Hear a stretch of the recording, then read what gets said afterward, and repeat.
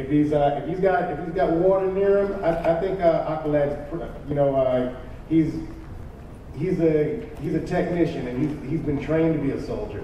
So I'd say he would take him, but you put me in the middle of the desert, I might have a little trouble. That's me being a little bit biased, I suppose. But I think that you're right. I mean, ultimately Superboy's pretty invulnerable, so the problem with dealing with him is you can knock him down, but he's going to get up again. Right. But he has to breathe.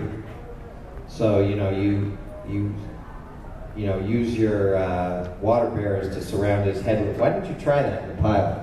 Use your water barriers to surround his head with water. The guy's just gonna not be able to breathe, and you'll render him unconscious. Should have tried that. Well, yeah. You know what the thing is? I blame you for this. I think it was probably that I didn't know how much he could take, and you leave him in a water ball too long, and you might just end up doing more than hurting the guy. Yeah, you're right. Yeah, we don't want to brain damage Superboy. No, especially he just came out of some kind of crazy, weird, coma-like status.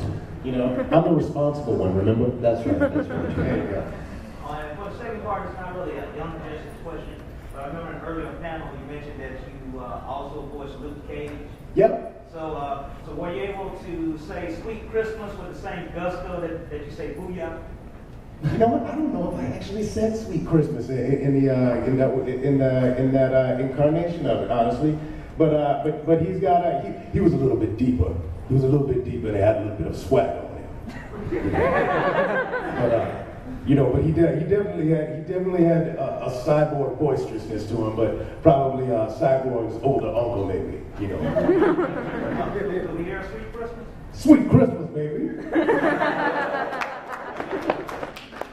Yeah, right here. Kind of a two-parter, but what was the decision of why Secret, who was kind of a large part of Young Justice in the comics, to kind of just have her little one episode to herself? Well, when we started the whole process, I compiled a list of about 50 or 60 teenage DC Comics heroes. As many as I could find, and obviously Secret was on the list. But what you got to understand is we weren't trying to do a direct adaptation of Peter David's and Todd Knox' Young Justice comic from the 90s. We were instructed to take that title, and I think the title really fit well. But you'll notice that the team called themselves the Team. They never used the name Young Justice, and we weren't trying to be dead on to that. But we liked the character of Secret. In particular, once we found out Peter David was available to write an episode, we were like, well, this is perfect to give to him. But we liked Harm, we liked Secret, and that felt like a good episode. But we had further plans also for both those characters. But there just wasn't room for them in season 2. We're hoping to get to some of it in future seasons, some of it in the comic book. We did get to tell one big story in the video game that took place between the 5-year gap. Justice Legacy was the video game, and that's canon in continuity. And for those of you who don't know, in addition to the 46 episodes across 2 seasons that we did, we also did 26 issues of a Young Justice companion comic, all in continuity, canon to the series, with timestamps just like on the show, so you can figure out exactly where the action fits between episodes, between seasons, etc. And I would just say, if you haven't, and if you really love Young Justice and you haven't gotten the comic books and gone through, it really is kind of a pleasure to deal with those characters again in a context and know bits and pieces and have little questions that maybe you thought weren't answered actually were. I think one of my favorite parts of the comics was the idea that when they take Superboy home for the first time, actually goes home with Kid Flash, and Kid Flash is wondering where he is, and he's sleeping in the closet. He's standing in the closet, sleeping, because that's how he always slept, and it's like, man, that was weird. And then it was like, oh my God, that's exactly what he would do. What else would he do who's been, living in a cave all his life? But, yeah, he was like, if he wants to find his own little space, the closet of, the coat closet is like the perfect size one. That's exactly what he would do. And we also did a story set in Atlantis where Aqualad went down to Atlantis and brought Miss Martian and Superboy along. We got to meet Aqualad's parents, his mother and his foster father, who at the time of that story he didn't know was his father. Right. So, if you want to see what Aqualad's mother looks like, the place to see it is in the comics. And then, she's a lovely, beautiful woman. Yeah. And we had a great Ocean Master story in the comics, and we didn't have much time for Ocean Master in the series, so it was nice to let him kick some ass of his own there. And then there's Young Justice Legacy, which is the video game that's set during the 5-year break between season 1 and season 2. I don't pretend that it covers everything that happened during the 5-year break. It clearly doesn't, but it tells one huge, major story. I don't want to spoil it for those of you who haven't seen it, but it's a big, big story with a lot of major revelations and happenings in it. So if you haven't checked that out, I strongly advise it. Also, it was announced at Comic-Con, Young Justice Season 1 is coming out on Blu-ray in August. You can pre-order it now on WarnerArchives.com. And Season 2 is also coming. They haven't announced a date for Season 2, but they're also doing Season 2 on Blu-ray. So I don't actually own a Blu-ray player yet, though I already bought Spectacular Spider-Man on Blu-ray, but technology's sort of beyond me, so I have to wait for my son to get back from choir camp so he can go shopping for a Blu-ray machine. I've forgotten what the question was, though. Yeah. Did we answer it? Yeah, I think so. Yeah. Yeah. You mentioned season 3 spoilers, so I mean, there is going to be a season 3? We hope so. I don't want to. There's no current plans for it, but we haven't given up on it. Brandon and I are constantly pitching to Warner Brothers the idea of doing either more episodes or a direct-to-DVD movie or something along those lines. And Chris Jones and I are constantly pitching to DC to do more comic books so that we could maybe do season 3 as a comic. We pitched a number of different versions. We pitched doing a Young Justice Scooby-Doo crossover. They didn't buy that. We said, hey, we'll do it either way. We'll set it in the Scooby-Doo universe and do sort of goofy version, or we'll set it in the Young Justice universe and do kind of a serious version of the Scooby Gang. And for some reason they didn't go for either of those. But one thing that is happening over on your show. Yes. Yeah. We're doing a Young Justice Teen Titans Go crossover because there's so much internet chatter about Young Justice and Teen Titans Go, and people are so upset that Teen Titans Go came on after Young Justice was canceled. The two have absolutely nothing to do with it. Yeah, I want to make that real clear. There are a lot of people, particularly on the internet, and sometimes at conventions I go to, who say things to me like, I'm boycotting Teen Titans Go because that's the reason Young Justice got canceled. Let me make this perfectly clear. Teen Titans Go had nothing whatsoever to do with the cancellation of Young Justice. Boycotting that show is preposterous. Truly preposterous. It's done by a lot of very talented people, including the man sitting next to me.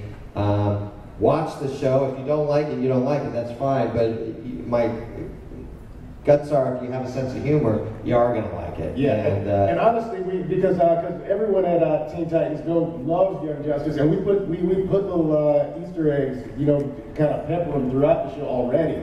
But but with all of the chatter, the thing about the creative team at Teen Titans Go is that all of the stuff that people kind of make up on the internet just kind of cracks us up, and so we end up putting a lot of it into our episodes. So if people are mad about something in Teen Titans Go, 9 times out of 10 we're going to make fun of that fact on Teen Titans Go. I mean, I think there was literally someone wrote something that made us laugh so much about, like, it was something like because Teen Titans Go, all they do is like blah blah blah, and so literally I think an episode was called blah blah blah. And the guy, and we just kind of spoke gibberish like half the episode, and so for Young Justice, we thought it would be funny if Young Justice found the Teen Titans and just told them how terrible they were and how they need to learn to be better superheroes and get serious. And if he told the Teen Titans go robbing that, he would lose his mind.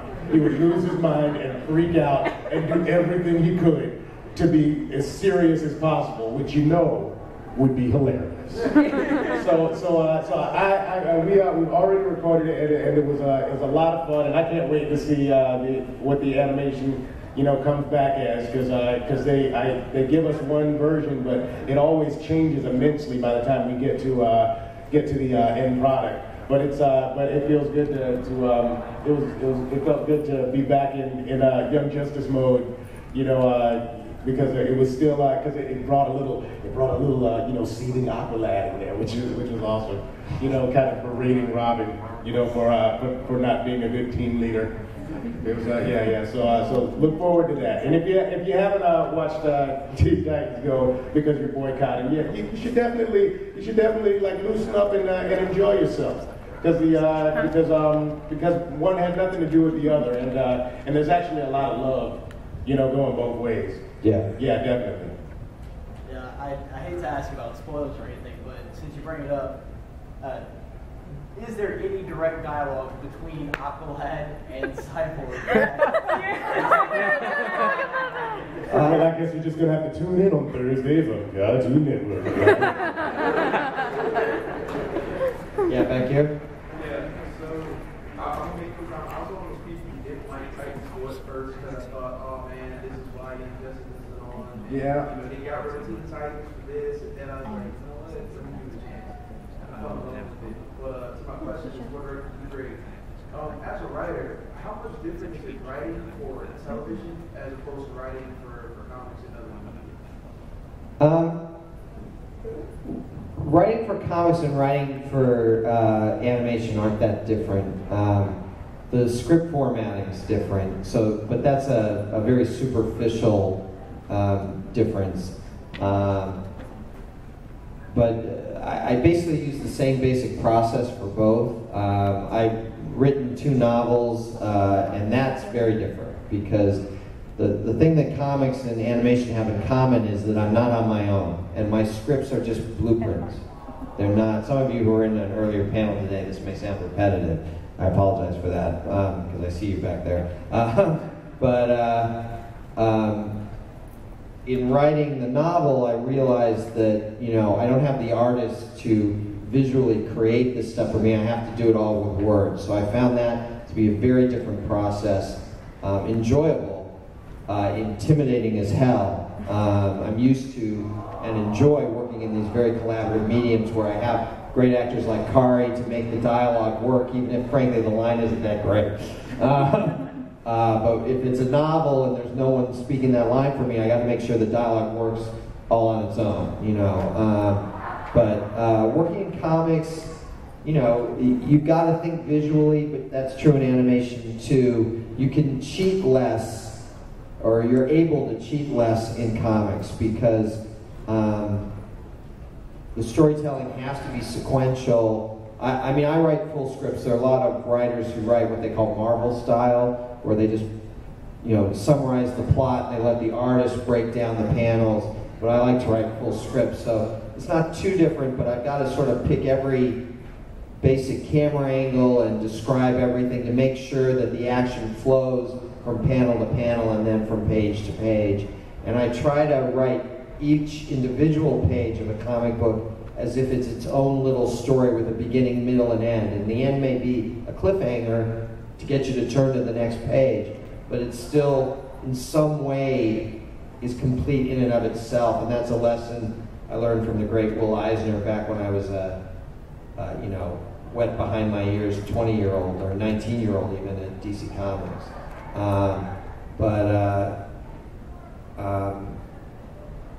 So there are differences, but they're nuancey differences. They're not huge ones. The way it's different from writing something that's just prose and it's just got to work on the page in words all by itself. Let's see over here. Yeah. I have a question for you, Greg, but first I want to say with Teen Titans Go, I saw this one screen cap of an episode when they had a crowbar, and I automatically just started sobbing because I know what that means, and that's not funny. But if y'all know what I'm talking about with the crowbar. What does the crowbar mean? Oh, Jason, the second Robin, Jason Todd, was killed by the Joker with a crowbar. And I was like, oh my God, why don't they put that in the background? but that's like lighthearted funny. I don't know. It wasn't Young Justice, was it? Yeah, it was a screen cap with Robin, and in the background it was like in his room, and it was a crowbar. I was like, I know what that means. Wow, you know what? That's the first I've heard of that. Yeah, me too. I'd be surprised if that. I'll ask him, but I don't know. That may have been that may have been that's dark, even for Teen Titans Go, which we've died in several episodes, but I don't know. But y'all came back. Yeah, exactly. But like my real question is, it was mainly for like the last episode, and I was so confused because I always read up on this stuff and try to understand it, but I never could truly understand the last episode. The animation and like the story for the last episode kind of caught me off guard because it didn't really flow as much as like the previous episodes. Because at the ending it was like Static Shock soon got into the team, but then left his other ragtag teams. But I thought it would be like a really cool side story for season 3. But then I got like the news and kind of sad about it. And it was a whole bunch of stuff happening that I felt like was super out of place in like the last episode. And was it like a change? Was it from the cancellation and y'all had to hurry up and... No, not at all. We changed nothing. In fact, they actually came to us and said, hey, since you're not doing a 3rd season, this was when we were in post-production, not when we were writing the script, but when we were in post, they're like, do you want to cut that scene with Darkseid at the end? And we're like, no. Yeah, I like it. We felt, obviously, you only have 22 minutes in an episode, so sometimes things get a little tight. We had to trim a little dialogue out here and there, but we didn't lose anything major, and we didn't add anything for it being not just a season finale, but potentially a series finale. We didn't cut anything for that reason either. We just tried to give you the best, as with any episode, the best 22 minutes we could give you. If it felt disjointed, I don't know what to say other than, well, sorry. I think it probably it's a way to think of it as disjointed because there was story that was going to continue, and you're just wondering which way it was going to go. But I find that one of the great things about some shows is that is when they end, they don't end as if the lights go out on a story as if these people's lives just stop happening. Everyone's got to move on. I've talked to several people about the cliffhanger of the first Teen Titans, and they call it a cliffhanger of the last season. And I was telling them that actually it wasn't a cliffhanger. We didn't want to finish the show either. We wanted to keep going, but we had to say goodbye. And there were things that we wanted to say, but we couldn't. And so when Tara walks away, and we don't know why exactly, we don't know what's wrong with her, we don't know. But sometimes that's how friendships end. That things end even though you don't want them to. And the thing is that's kind of the beauty of Young Justice, is that they kept those things in there because it was like, you know what, they're on to the next adventure. You may not know what's happening, but they're on to the next adventure. So as Nightwing leaves, he's saying business as usual, because the whole thing with the Reach was over and that problem was solved, and they had really damaged the light, but they hadn't eradicated the light, and so there was still a lot of fight left to go. And then we had Vandal Savage, when he meets Darkseid, say business as usual to indicate, yeah, the bad guys aren't done either, because, you know, life is like that, even if you're not heroes and villains, you know. Life just goes on. Yeah. And so we didn't want, you know, they gave us the opportunity to trim that out, because they said, well, isn't it, you know, leaving the audience hanging? I'm like, yeah. I mean, people say it's a cliffhanger. It's not a cliffhanger. Yeah. No one's in danger. But it In order was to be a cliffhanger, someone needs to be hanging off of a cliff. Yeah. In order for it to be a cliffhanger. Yeah, I mean, literally, cliffhanger means that, and it means, you know, or, you know, the train is speeding towards them and they're tied up on the tracks, or the gun gets fired and you don't know whether they get shot or not. Oh, there's another Nightwing over here. Were you there the whole time? No. All right. So, you know, but what we did, it was loose ends, and it was very intentional because we wanted it to continue. I think you had a question there, yeah? Yeah, what gave you the idea for, like, the Reach and, like, in the end of season 2, moving towards, like, the Blue Beetle storyline and the Runaway storyline? What came up with the idea for that? Well, two different things. The Reach, of course, were a major aspect of the Blue Beetle comic book, and we took inspiration from that. We made minor changes. They had a character called the Negotiator, who we turned into our character, the Ambassador, and they had a couple of different characters that we sort of combined to create Black Beetle. But we were very much pulling from the Blue Beetle comics for the Reach. In terms of the Runaways, I think really the major impetus for that, although I don't want to make it sound like I didn't agree, but Brandon Vietti just has a huge soft spot for Super Friends. I'm older than Brandon, so I like the Super Friends, but I don't have that visceral Super Friend thing in me that he did, because he was just the right age when that came out.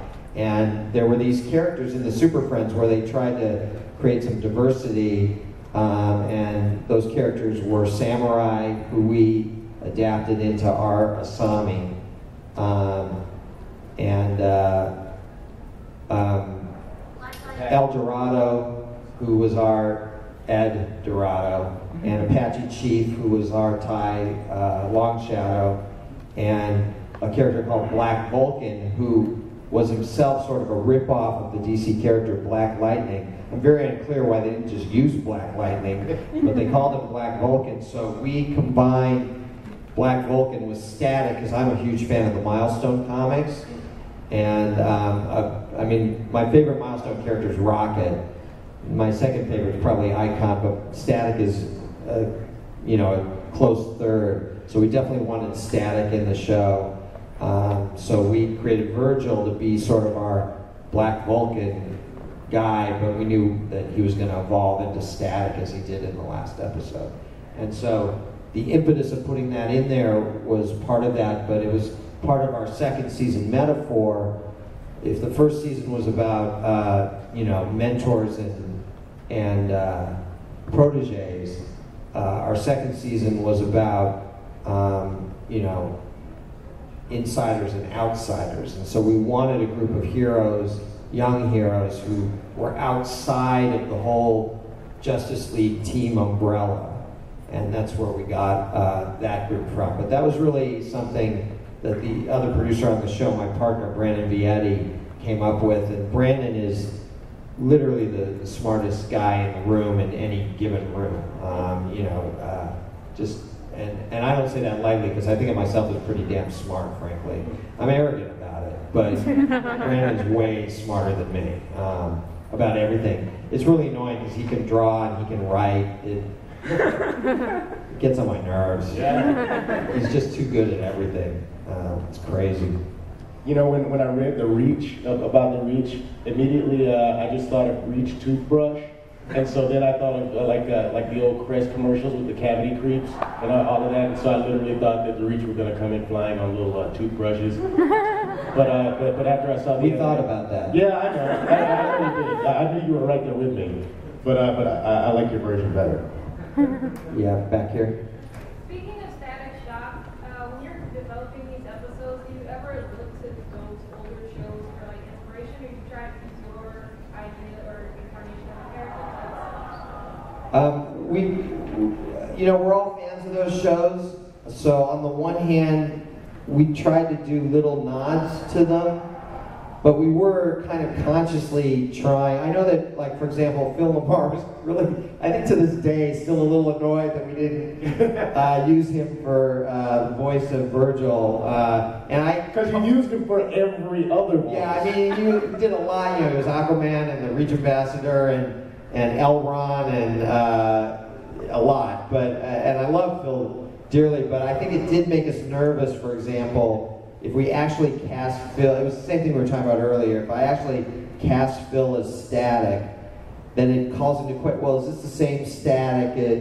And we just didn't want to go there. We wanted to create our own identity. But you know, having Mercy in the show as Lex's assistant is from the old Superman and Justice League Unlimited days.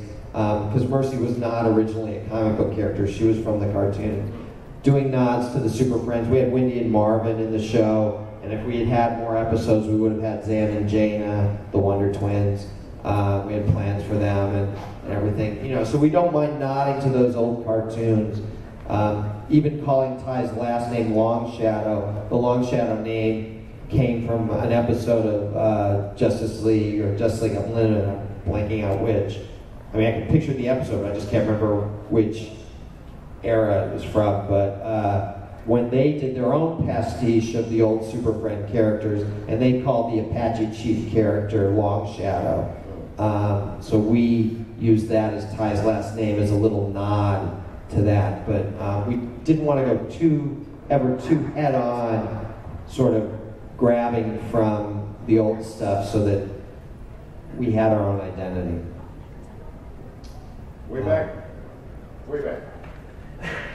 I heard a rumor a while ago, and I don't. It's totally true. No, it's probably not. This one needs to be true, honestly. I've known you guys have had issues with Hasbro toys, and I've been told that is in relation on the success of your TV shows. Instead, okay, this was Mattel. Trying Young Justice, it was Mattel, not Hasbro. Right. Mattel. Sorry.